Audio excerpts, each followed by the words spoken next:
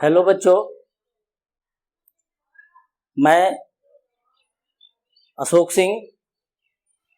हमें लोग अशोक सर भी कहते हैं। मैं तकरीबन 20 वर्षों से पढ़ाई लिखाई का काम कर रहा हूं। आज मैं आप लोगों को व्याकरण पढ़ाने जा रहा हूं। लोग व्याकरण को नीरस विषय समझते हैं, पर यदि व्याकरण को उदाहरण के साथ शुरुआत किया जाए और हम अपने दैनिक जीवन में इसे लेकर शुरुआत करें, पढ़ें, तो व्याकरण से आसान कोई भी विषय आपको नहीं समझ में आएगा। बच्चे, आज मैं आपको व्याकरण का एक पहली चैप्टर क्लास 6 से भाषा पढ़ाने जा रहा हूं।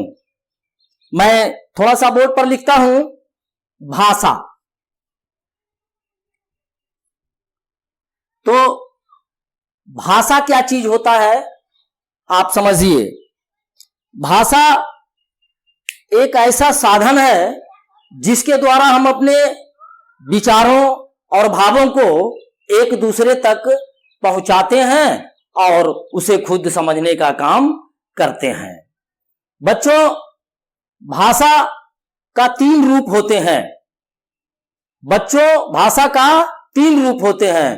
पहला रूप होता है मौखिक, फिर दूसरा लिखित और तीसरा सांकेतिक। इसे मैं लिख देता हूं।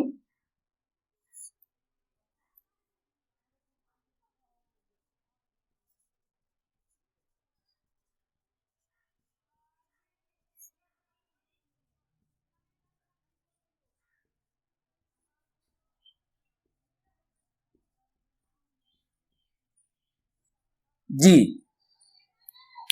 पहला मौखिक, दूसरा लिखित और तीसरा सांकेतिक।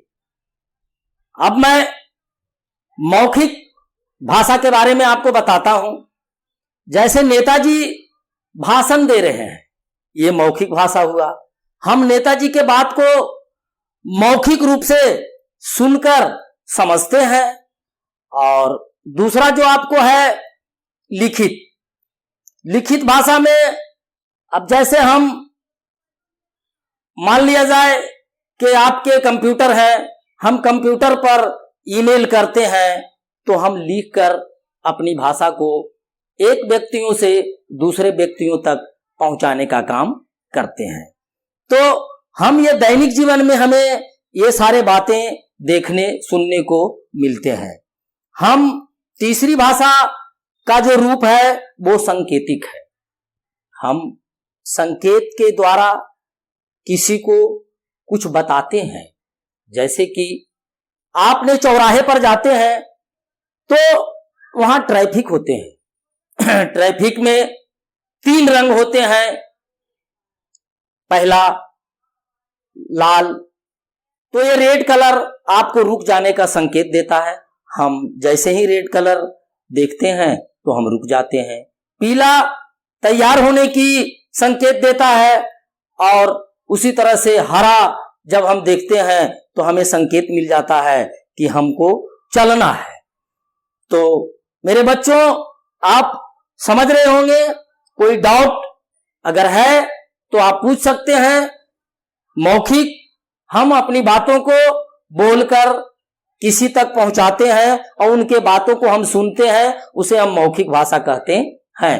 लिखित, हम अपनी बातों को लिखकर पत्र के द्वारा हम किसी को भेजते हैं, वो हमारा लिखित भाषा होता है। सांकेतिक, हम अभी आपको बताया, जब हम चौराहे पर जाते हैं तो वहां ट्रैफिक होते हैं, वहां पर हम देखते हैं कि लाल रंग, पीला रंग, हरा रंग हमें संकेत देते हैं और हम संकेत को समझकर हम अपनी तैयारी करते हैं। यह हमारा भाषा हुआ। इसके बाद मैं लिपि पर चलता हूं। लिपि, ये लिपि जो है भाषा का जो मौखिक रूप को हम लिखित रूप में जो देते हैं, इनके लिए जो चिन्हों का व्यवस्था किया गया है उसे हम लिपि कहते हैं। मेरे बच्चों, यहां पर थोड़ा सा ध्यान देना है, यहां पर थोड़ा सा ध्यान देना है। जब हम मौखिक भाषा को लिखने के काम में लाते हैं तो जो निश्चित किया गया चिन्ह है, संकेत है, उसे हम लिपि कहते हैं।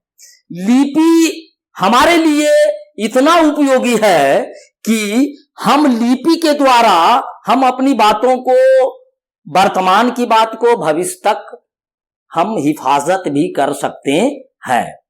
लिपि हम बहुत प्राचीन काल से आ रहे पुराने बातों को, लिखा हुआ बात हमारे यहां जो संग्रह है, हम उसके द्वारा समझ भी लेते हैं। तो मेरे बच्चे, आपको मैं ये बतलाना चाहता हूं कि हमारा जो भाषा है हिंदी, हिंदी का जो लिपि होता है वो देवनागरी होता है। ये हिंदी क्या था? हिंदी संस्कृत का ही विस्तृत रूप है। ये हिंदी संस्कृत का ही एक अनुवाद है। अब हम अंग्रेजी चलते हैं तो अंग्रेजी का जो लिपि होता है वो रोमन होता है। अगर हम पंजाबी चलते हैं तो पंजाबी का जो लिपि होता है वो गुरुमुखी होता है। फिर एक भाषा उर्दू है, उर्दू का जो लिपि होता है वो अरबी और फारसी है। मेरे बच्चों, सभी भाषाएं का लिपि एक जैसा व्यवस्थित नहीं होता। जैसे हिंदी और अंग्रेजी का जो भाषा है वो लेफ्ट से राइट की तरफ लिखे जाते हैं, दाएं से बाएं की ओर चलते हैं, जबकि उर्दू, फारसी और अरबी का जो भाषा है वो दाएं से बाएं की तरफ चलते हैं। तो मेरे बच्चे, आज का जो मेरा सब्जेक्ट था व्याकरण था, इसमें मैं भाषा और लिपि पर चर्चा कर रहा था। आपको कैसा लगा आप हमें बताएंगे। धन्यवाद, नमस्कार।